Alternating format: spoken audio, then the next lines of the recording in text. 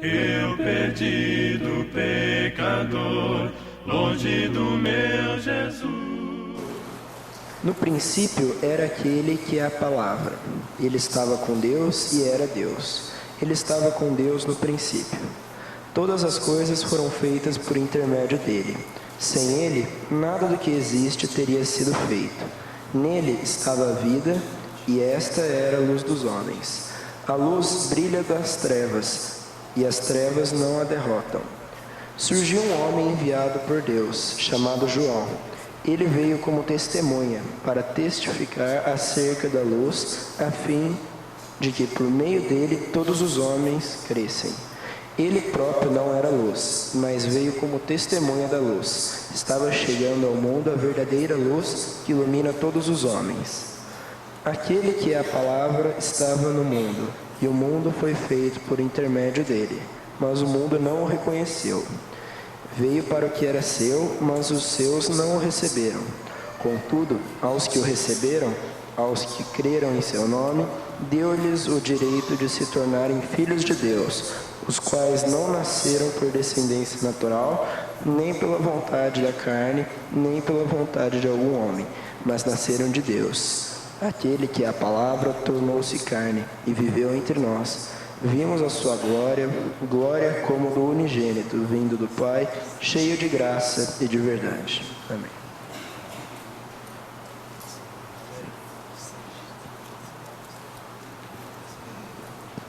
A graça do Senhor Jesus esteja no coração de cada um aqui, amém? Muito bom estarmos reunidos para adorar o Senhor. Antes de eu apresentar o irmão que vai trazer a mensagem de hoje, eu gostaria de pedir, por favor, a gentileza, Samuel e a Diana, que ficassem de pé, por favor. Talvez você já viu no seu boletim, o Samuel e a Diana têm participado aqui conosco por vários domingos, têm estudado a Bíblia, nós temos estudado juntos. A Diana é amiga da nossa irmã Inês, e a Inês tem falado da palavra de Deus para ela, e ela fez o curso de teologia aqui conosco. O Samuel não pôde fazer por causa do trabalho, mas nós depois começamos a estudar a Bíblia juntos, eu e o Samuel, junto com a Diana. E a filhinha deles está aí também, ou foi para a aulinha? Está aí? Tá, a Maria Eduarda, tá? A filhinha deles. E o Samuel e a Diana decidiram entregar a vida para Jesus, e fizeram isso na sexta-feira passada. Que maravilha, Por volta de 11h30, 11h40 da manhã, nós estávamos aqui realizando o batismo deles. Que Deus abençoe a você, Samuel, Diana, nessa caminhada maravilhosa que vocês decidiram fazer com Cristo. E se a igreja está feliz de tê-los como nossos irmãos em Cristo, digam um amém bem forte. Amém. Amém. Depois, no intervalo, vamos ter a oportunidade de dar um abraço neles. Muito obrigado, podem sentar. Gostaria de chamar o Francisco, por favor, Francisco, suba aqui. Francisco é nosso irmão lá de Londrina, no Paraná. E eu conheci o Francisco algum tempo atrás, nesses encontros da igreja. O Francisco está com a sua esposa Valéria aqui conosco, e o Francisco e mais alguns irmãos de Londrina que estão aqui, alguns irmãos de Ribeirão Preto, e vieram para o curso que nós tivemos aqui ontem, intensivo do Espírito Santo. Eles chegaram na sexta-feira à noite, estão aqui conosco, passando essa temporada maravilhosa, gostosa aqui, de comunhão e estudo da palavra de Deus. O Francisco e a Valéria já são casados há 29 anos, tem 3 filhos, e o Francisco já é cristão há 24 anos, já serve ao Senhor há 24 anos, e ele, juntamente com outros irmãos, trabalham com bastante intensidade na obra do Senhor, lá em Londrina, no Paraná. Francisco, ele não tem o tempo integral com a igreja, mas o tempo que ele tem o trabalho dele, secular. A Valéria tem um trabalho também, mas eles se dedicam muito no trabalho, na obra do Senhor. E nós estamos aqui hoje para que Deus possa trazer a mensagem dele, através do nosso irmão Francisco. e conhecido como Chesco. Talvez você viu aí no boletim, é o que é mais comum nós chamarmos de Chesco, né, Francisco? Mas é muito bom ter vocês aqui, que Deus te abençoe ricamente na sua mensagem de hoje. Vamos orar ao nosso Deus. Glorioso Deus e maravilhoso Pai, nós somos gratos ao Senhor, pelo Senhor ter nos resgatado do mundo das trevas, por meio de Jesus Cristo, nos dado o seu perdão e nos dado o teu Espírito Santo habitando dentro de nós. Obrigado, Pai, por esta bênção maravilhosa. Obrigado pelo privilégio que temos de nos reunir como a sua família, a sua igreja. E obrigado por sua palavra que é tão poderosa. Que o Senhor esteja abençoando nosso irmão Francisco, que a mensagem do Senhor possa ser agora falada pela boca dele, que o Senhor possa usá-lo para que todos nós sejamos edificados com o poder da sua palavra. Em nome de Jesus nós oramos e agradecemos. Amém.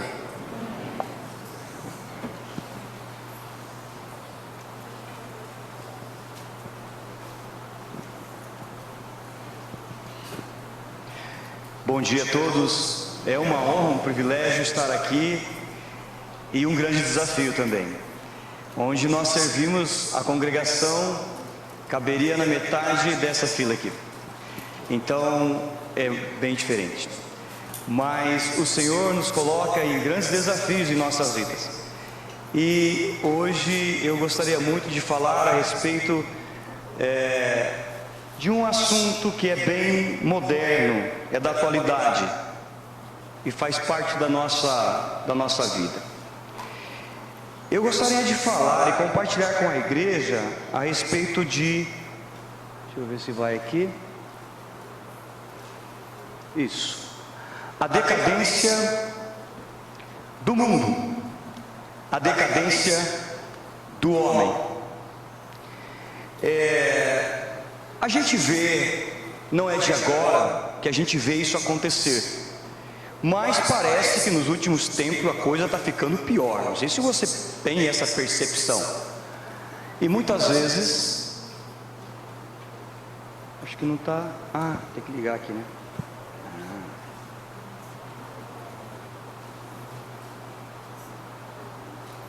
Isso. A decadência do mundo, a decadência do homem e a benevolência de Deus. Não, deixa eu voltar aqui que eu tenho uma imagem que eu passei demais. Essa imagem representada por essa criança no meio desses escombros, talvez depois de uma guerra, de um furacão, alguma coisa assim, demonstra muitas vezes como nos sentimos, ou como já nos sentimos em algum momento de nossa vida, diante das coisas que acontecem nesse mundo, diante das coisas que nos desafiam nesse mundo. E essa imagem eu achei ela muito interessante porque a decadência, ela tem alguns sinônimos, mas se há decadência do mundo, se há decadência do homem, há a benevolência de Deus, que nós podemos chamar de amor. A decadência é o declínio, a queda, uma queda de forma lenta, pode ser decaimento, enfraquecimento, abatimento, empobrecimento, estrago, corrupção. Esses são os sinônimos que você acha nos dicionários comuns da nossa língua portuguesa e nos mostra o significado de decadência ou caos, né? Muito bem. Parece que nos últimos tempos isso piorou. Parece que nos últimos tempos as coisas estão muito pior ou aumentando. Parece que até o pecado aumentou. Mas se nós levarmos em conta que há 4.000 anos atrás também tinha menos pessoas no mundo, talvez a gente pudesse pensar, então tinha menos pecado no mundo. Porque quanto mais gente nesse mundo, infelizmente, mais pecado tem. Toda essa situação de decadência, a gente vê, por exemplo, que tipo de notícia você vê no jornal, na TV, nos meios de comunicações, na internet, de um modo geral. Quais são as notícias que você ouve? Você liga o jornal, você liga a sua TV e vai ouvir o jornal. O que você ouve? Quantas coisas que você ouve ali que é boa? que você fala, oh, que legal, que bom, que maravilha. Normalmente os programas, de um modo geral, eu não quero generalizar nada, que eu vou falar aqui é de modo geral, mas a sua maioria são programas sensacionalistas que buscam as coisas que trazem mais audiência, né? E as coisas ruins parece que elas trazem mais audiência, mas a verdade é que é muito comum, e a gente entende, que a gente vê isso acontecendo na internet, no rádio, de todas as formas. As notícias não são muito boas no nosso país, infelizmente. A violência, o roubo, a corrupção, impunidade, injustiça, a arrogância, a maldade, a promiscuidade, as notícias não são realmente nada boa. Nós podemos chamar isso de corrupção, nós podemos chamar isso do que você quiser, mas Deus, na sua imensa sabedoria, Ele chama tudo isso de pecado. Quando o pecado entrou no mundo, ele trouxe uma possibilidade do homem caminhar para a decadência, para o caos. Isso tem acontecido, infelizmente, desde o começo do mundo. Mas quando a gente olha para a nossa vida ainda hoje, os sistemas que foram criados hoje para recuperar as pessoas, pouco recuperam. Como eu falei, não é de forma generalizada, a gente sabe que tem pessoas, por exemplo, o sistema carcerário, que foi criado para restaurar as pessoas e que elas voltem a conviver na sociedade, ele faz pouco por isso. A gente percebe isso. É claro que no meio do caos sempre tem pessoas que decidem a mudar a sua vida e realmente transformar a sua conduta, e realmente é uma pessoa diferente, uma pessoa boa. Às vezes a pessoa encontra Deus no meio desse caos, dessa dificuldade toda, e transforma a sua vida. Mas no geral a gente vê que nesse, a política, por exemplo, ela foi criada para cuidar do povo. Talvez a gente nem pense nisso mais, eu não generalizo nada, porque tem pessoas boas, e no meio dessas dificuldades todas, pode ser que tenha algumas pessoas boas, com boas intenções, mas no geral, se transformou num cabide de oportunistas, de pessoas mal intencionadas, infelizmente. Fora do Brasil não é tão diferente disso. A gente vê, por exemplo, a notícia que chega para nós, por exemplo, da Síria, vive numa guerra hoje terrível. As pessoas estão morrendo, o governo contra o povo contra o governo, as pessoas estão se acabando. Aquela imagem que eu mostrei no começo reflete bem o que está acontecendo hoje com os nossos irmãos, com as pessoas que estão lá na Síria, e muitos tentando fugir. Então o mundo parece que anda numa decadência, numa dificuldade muito grande. Mas eu não quero colocar o peso todo em nós, na nossa atualidade. Se você puder abrir sua Bíblia, por favor, em Gênesis 4,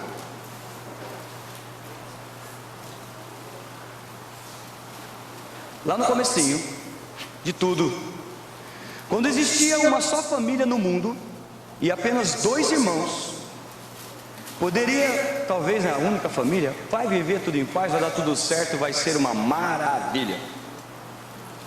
Não foi. Quando havia só 2 pessoas no mundo, 2 irmãos, o homem decide por vontade própria agir mal. Caim chama o seu irmão, versículo 8, 4:8. Diz Caim a Abel, seu irmão: vamos ao campo. Estando eles ao campo, sucedeu que se levantou Caim contra Abel, seu irmão, e o matou. Como ele matou, não sabemos. Eu estava pregando uma vez e falei que ele tinha matado a paulada. Daí alguém me corrigiu e falou: não fala que foi paulada. Bom, pode ser como foi, ele matou o irmão dele.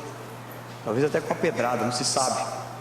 Mas ele matou o irmão dele. E Deus já tinha falado para ele: Caim, por que você está bicudo desse jeito aí? Por que o teu semblante está descaído? Se você proceder bem, não é certo que serás aceito, mas eis que o pecado bate à sua porta e a ti cumpre dominá-lo. Ó Caim, cuidado. Aí ele ouviu o Senhor, né? Pôs em prática, pois nada. Chamou o irmão dele, foi lá e matou o irmão dele. Se você abrir sua Bíblia, se você continuar com a Bíblia aberta, você já está aí, no capítulo 6, 6:5, 6. Isso no começo de tudo, gente. Viu o Senhor que a maldade do homem se havia multiplicado na terra, e que era continuamente mal todo o desígnio do coração. Então se arrependeu o Senhor de ter feito o homem na terra, e isso lhe pesou no coração. A terra estava sendo povoada pelos homens, as pessoas estavam povoando, depois de Adão e Eva. Depois Adão e Eva tiveram outro filho e foi povoando a terra. Mas no começo ainda, Deus olhou para a terra e viu: olha, não dá, a terra está contaminada. Vai um pouquinho para frente aí mesmo, 6:11. A terra estava corrompida à vista de Deus e cheia de violência. Viu Deus a terra, e eis que estava corrompida, porque todo ser vivente havia corrompido o seu caminho na terra. Então disse Deus a Noé: resolvi dar cabo de toda a carne, porque a terra está cheia de violência dos homens, e eis que o farei perecer juntamente com toda a terra. Bom, Deus decidiu dar cabo do ser humano por causa da maldade, por causa de uma coisa chamada pecado, que contaminou toda a terra. E o homem foi fazendo desse jeito, sem se preocupar com o que Deus achava. E o Senhor ficou sobremodo irado, não gostou. Muito bem, deixa eu ver aqui, voltando um pouquinho no 6:8, eu falei que no meio do caos, aliás, o Senhor fala que no meio do caos, no meio da decadência, no meio das dificuldades, há sempre pessoas que resolvem agir bem. E isso é maravilhoso. Hoje quem consegue se recuperar, por exemplo, numa prisão, é maravilhoso. Quem consegue sair das drogas é maravilhoso. Quem consegue se arrepender dos seus pecados hoje, se converter, é maravilhoso. Noé, aqui Deus encontra Noé, no versículo 8 diz assim: porém Noé achou graça diante do Senhor. E eis a história de Noé. Noé era homem justo e íntegro entre os seus contemporâneos. Noé andava com Deus, e esse andar com Deus é que fez toda a diferença na vida de Noé. Por isso Deus deixou registrado aqui que Noé achou graça diante dele, e que Noé era homem justo e íntegro entre os seus contemporâneos. Ou seja, Noé se destacava. Estava tudo perdido. Deus olhou e falou: olha, não dá mais, não tem condições. Apertei alguma coisa aqui. Mas ele viu Noé. Quando ele viu Noé, ele falou: opa, dá uma esperança para esse povo. Mais para frente um pouquinho, se você puder abrir sua Bíblia lá em 1 Reis 19, vamos ver um pouquinho sobre Elias, mais um grande herói da Bíblia, que estava numa situação complicada. 1 Reis 19, 14. Elias, depois de grande prova de Deus, com muito poder, através das mãos de Elias mesmo, ele tinha acabado de orar a Deus, e Deus tinha acabado com aqueles profetas de Baal. O fogo de Deus consumiu o altar e até a água que estava em volta. Mas logo depois, por causa de uma mulher chamada Jezabel, ele ficou um pouco tímido, para não falar outra coisa. Ele respondeu a Deus: tenho sido em extremo zeloso perante o Senhor, Deus dos exércitos, porque os filhos de Israel deixaram a tua aliança, derribaram seus altares e mataram seus profetas à espada, e eu fiquei só, e procuram tirar minha vida. Disse-lhe o Senhor: vai, volta ao teu caminho para o deserto de Damasco, e em chegando lá, unge a Hazael, rei sobre a Síria, e Jeú, filho de Nissim, ungirás rei sobre Israel, e também Eliseu, filho de Safate e de Abel-Meolá, ungirás profeta em teu lugar. Quem escapar à espada de Hazael, Jeú o matará. Quem escapar à espada de Jeú, Eliseu o matará. também conservei em Israel 7.000, todos os joelhos que não dobraram a Baal, e a toda a boca que não o beijou.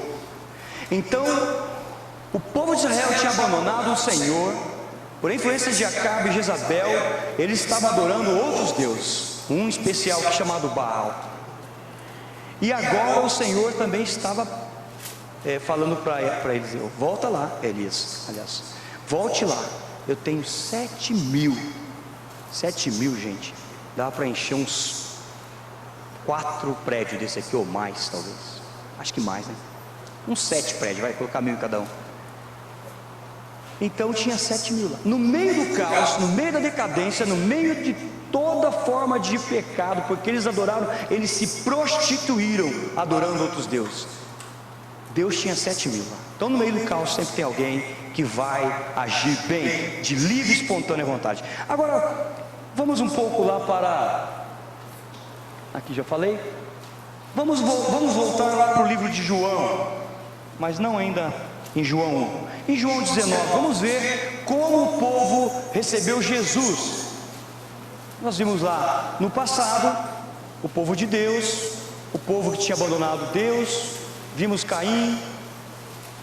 Agora vamos ver em João 19, versículo 15, esse povo que está agora, eu vou ler aqui a passagem, João 19, versículo 15, eles porém clamavam: fora, fora, crucifica-o. Disse-lhes Pilatos: hei de crucificar o povo, o vosso rei? Respondeu os principais sacerdotes: não temos rei senão César. Então Pilatos o entregou para ser crucificado. Este era o povo de Deus. Este era o povo de Deus, o qual recebeu a promessa, do qual eles tinham os oráculos de Deus, do qual tinha se libertado do Egito. Eles eram os descendentes de Abraão, era eles que tinham a promessa. Eles deveriam saber que viria o Messias, que Jesus estaria ali pregando a respeito do reino de Deus, do Evangelho, como foi falado aqui na ceia. A igreja de Deus ia acontecer dali um pouco, o reino ia chegar. E o que eles fizeram? Receberam com muito amor Jesus, é claro? Não. Poucos crucificam, não temos rei senão César. Mas os sacerdotes eram os líderes religiosos, eles entendiam das profecias, mas não quiseram. O caos estava se estabelecendo dentro do mundo religioso. Muito bem.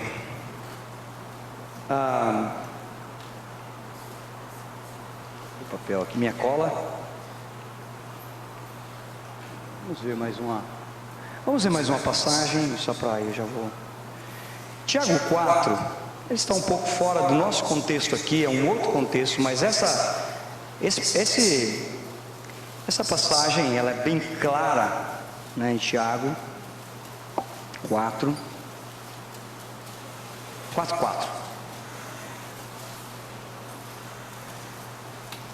Infiéis. Tiago capítulo 4, versículo 4. Infiéis, não compreendeis que a amizade do mundo é inimiga de Deus? Aquele, pois, que quiser ser amigo do mundo, constitui-se inimigo de Deus.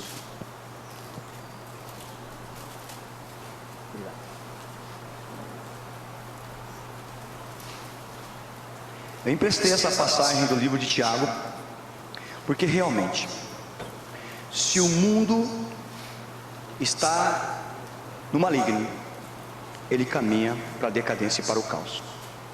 E nós precisamos entender isso, que nós precisamos ser amigos de Deus. Esses judeus, e nós não podemos nem julgar os judeus, porque se nós estivéssemos lá, talvez não fosse muito diferente. Nós provavelmente, eu digo por mim mesmo, talvez eu diria crucifica-o também. Talvez não teria sabedoria suficiente para enxergar que ele era o Messias. Mas vamos voltar lá para o nosso texto de João, onde foi lido. A natureza do homem é má, mas a natureza de Deus não é má. é uma natureza santa, que não se mistura com o pecado. Deus é luz e não há nele trevas alguma. Então, ele não se mistura com o pecado. Por isso, depois de tudo isso que nós vimos aqui, que o homem aprontou desde o começo, que o ser humano caminhava contrário de Deus e que hoje não está tão diferente. O Verbo Criador, do livro de João, ali Jesus é a palavra, Jesus é o Verbo Criador que criou todas as coisas e por meio dele foi criado todas as coisas. Ele é o próprio Deus, ele estava com Deus e ele era Deus. Ele criou todas as coisas e continua criando. Só que a luz veio ao mundo e os homens amaram mais as trevas por causa de sua natureza, por causa do amor ao que era escondido. Então João 1:14, que foi lido aqui no livro de João, Jesus é o Verbo Criador. Sabe o que Deus fez? Depois de analisar e ver tudo isso que nós fizemos, eu dou graças a Deus.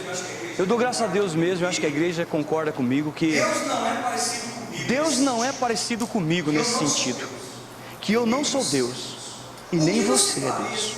O que você faria se você cuidasse de um povo como ele cuidou e fazendo o que eles fizeram? Qual seria a sua atitude? Qual seria a minha atitude depois de tantas coisas assim? Graças a Deus que eu não sou Deus. Graças a Deus que ele não se parece comigo. Em João 3:16, até as crianças já estão aprendendo a decorar esse versículo. É a declaração de Deus para nós.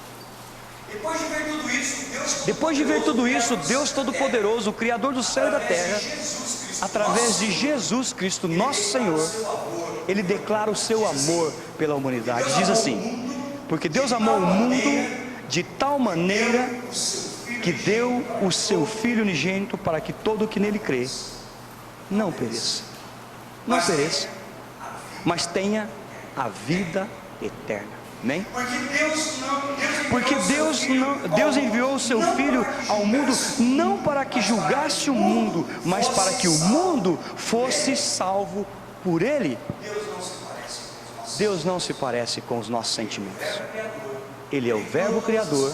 Ele criou todas as coisas e continua criando. Ele criou o amor. Se não houvesse a instrução de Deus para nós entendermos a respeito do verdadeiro amor, nas Escrituras, na palavra sagrada e poderosa de Jesus Cristo, não entenderíamos sobre o amor, nem um pouquinho. Infelizmente não.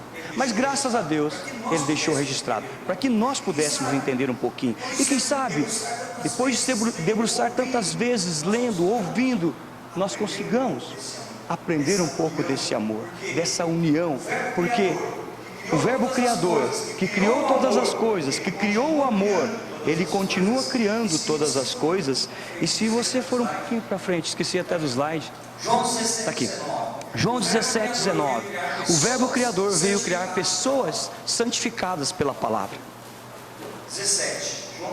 17, João 17, versículo 19, só 19. Ele está falando sobre a unidade, mas aqui ele fala assim, Jesus orando ao Senhor: santifica-os na verdade, a tua palavra é a verdade.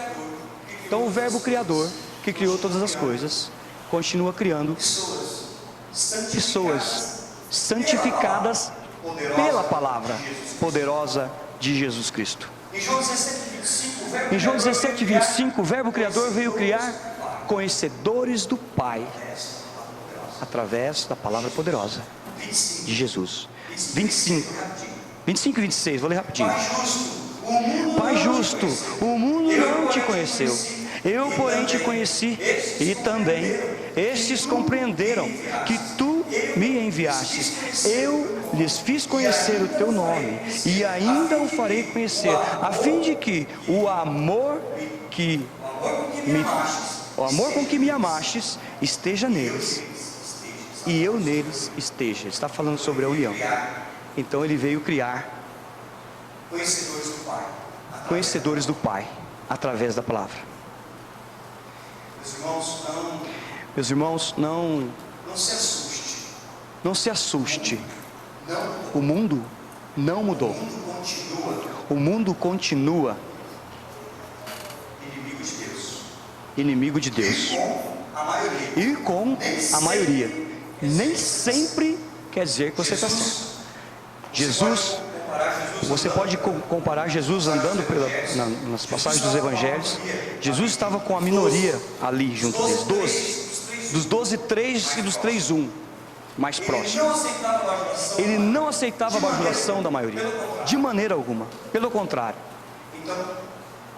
Então, essa fala é do Lin, o Sr. Lin, que fala assim, que o doce Jesus, o verbo criador, nos mantenha firmes no seu reino, como homens e mulheres, eternamente salvos. Deixa eu ver, tem um luzinho aqui. Filhos obedientes, frutificadores, que é João 15, capítulo 15.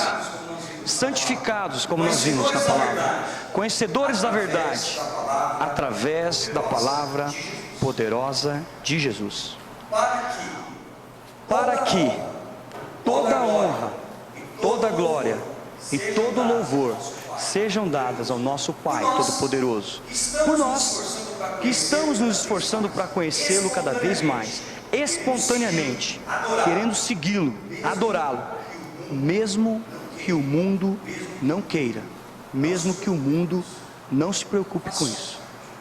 Faça sua parte, cuide do seu coração, cuide da sua reverência, do seu amor. Ame a palavra do Senhor, como de fato nós devemos fazer, porque ela é a palavra poderosa do Senhor. E que esse verbo criador te abençoe, Jesus Cristo nosso Senhor, que seja uma bênção para você e te motive, e que nós entendamos a respeito desse amor e possamos andar juntos com o Senhor. Que Deus te abençoe e que isso seja lembrado em nossos corações durante toda a nossa vida. Amém?